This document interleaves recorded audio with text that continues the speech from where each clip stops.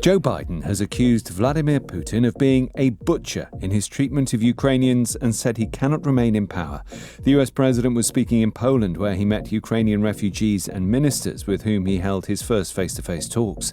The White House later said Mr. Biden hadn't meant he was supporting regime change in Russia, but a former US ambassador to Poland, Victor Ash, disagreed with suggestions that Mr. Biden had been careless with his remarks. I don't think it was in the prepared remarks when he said that, and I assume he was referring to Putin, that he has to go, although I don't think many of us would disagree with that. The question is, are you wise to say it? I think he'd probably been better off not saying it, but I don't think it's any fatal or, dreadful mistake. The western Ukrainian city of Lviv has come under heavy rocket fire. The regional governor said 5 missile strikes hit a fuel depot and an industrial plant. Lviv's mayor said no one was killed, but 5 people were injured. Footage on social media showed plumes of black smoke and a blaze. There have been demonstrations in Liverpool, Dover and Hull against P&O Ferries' decision to sack 800 staff and replace them with cheaper agency workers. The marches came as a vessel operated by the firm remained held in the port of Larne in Northern Ireland for being unfit to sail.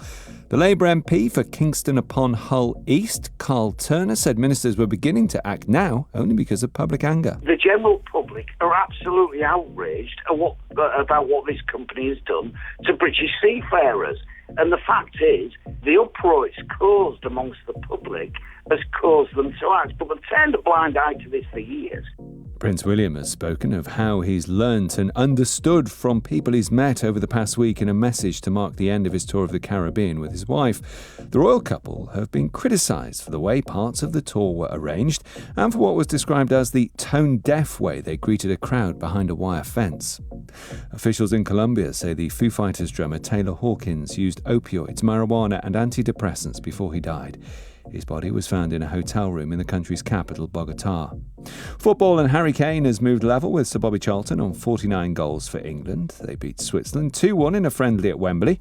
John Murray reports. For the first match of World Cup year, this presented England with difficulties to overcome, which they did after going behind to an Embolo header midway through the first half. Gareth Southgate had a look at a 3-5-2 system, which he changed in the second half, and he gave debuts to the 3 uncapped players in the squad, Mark Gay, Kyle Walker-Peters, and as a substitute, Tyrick Mitchell, and Conor Gallagher caught the eye on his first start.